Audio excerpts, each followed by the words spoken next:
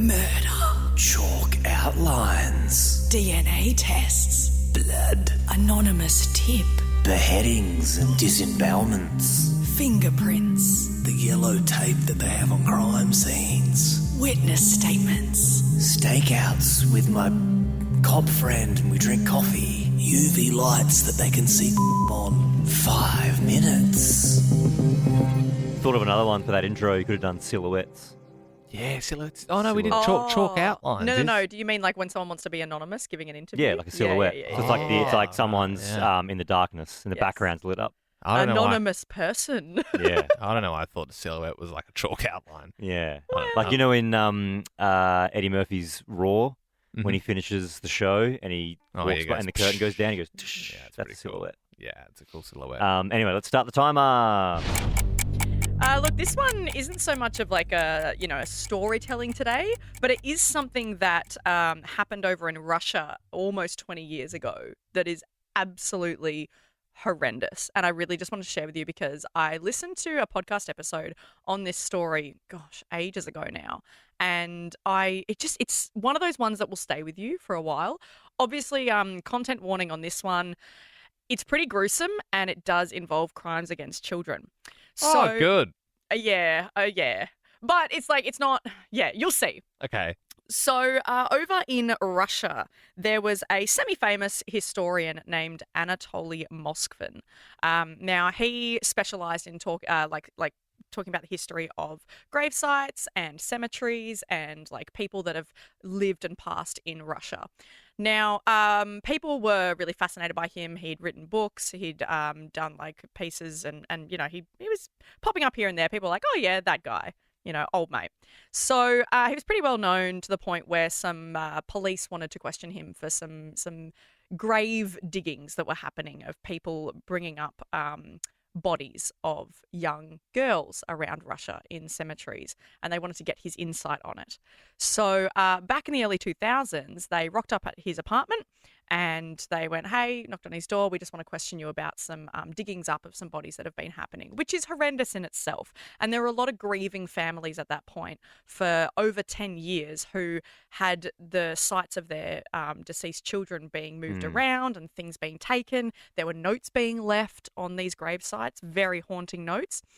So they knocked on his door, they rocked up and, you know, he said, come on in, no worries.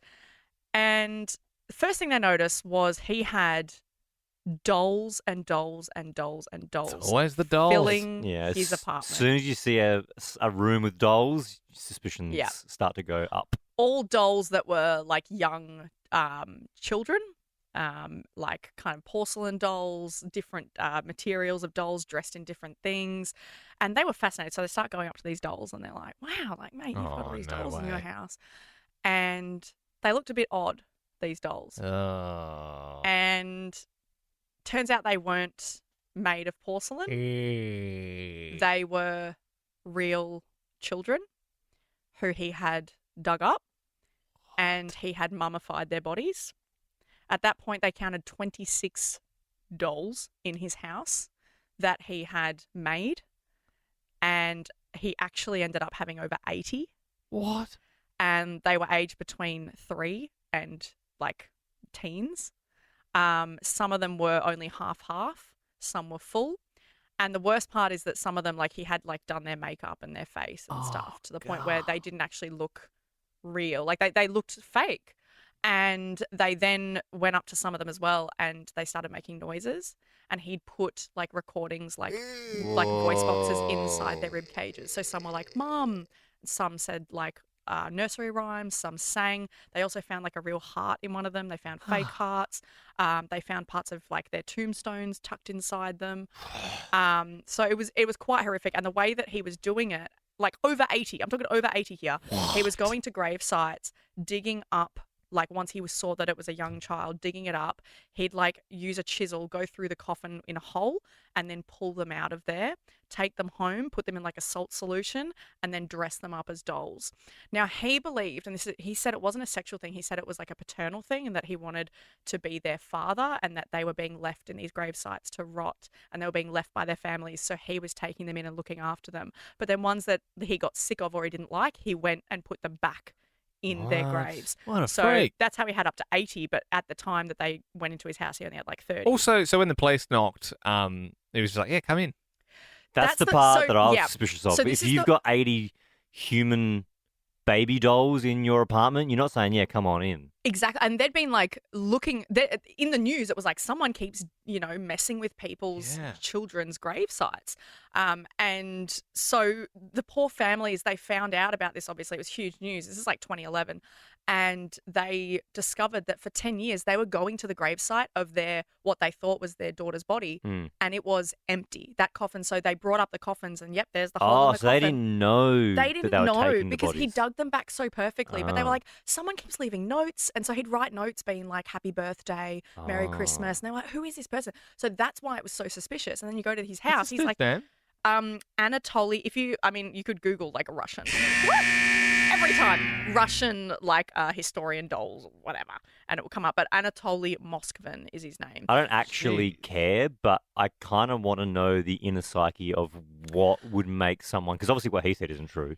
Yeah. I'd love to know the inner psyche of what messed him up to make him want to do that. Well, I can tell you if you want. Hang on. So when Quickly, he was though, because the buzzer has gone. When he was so he says that it all came because when he was a child, there was a girl at a school that passed away near him, and he just walked past her funeral, and her casket was open, and he saw that, and that kind of stuck with him forever. Then he never met anyone, he never settled down, he never had kids, but he really wanted a daughter, and he says that's why he says it's paternal. He just wanted daughters, and he just wanted children to love. Yeah, but there's got to be something else deeper than that makes you dig them up, and you know they're not yours. Like, I guess if you got a screw loose, that's a crazy one. The details of him making the so-called dolls is horrific. This is going to be a movie if it's not already. I'm sure there's a documentary about it. I'm sure there is, but it's one of those ones that just, like I said, I listened to it ages ago and it's just stuck in my head. It's a tough listen. It's interesting, but yeah, it's I'm just looking at some of the photos now. Anyway, I haven't even looked at the photos. I don't want to. I don't want to see the photos. Yeah, and I don't want to make it about him. Like it's hard because I don't want to be like, look at this guy. Like it's awful what he did, and a lot of these girls did die from natural causes or accidents, like car accidents. Some of them were murdered, but he went in after, and yeah, it's awful. But anyway, catch you in the next one, podcaster. Bye.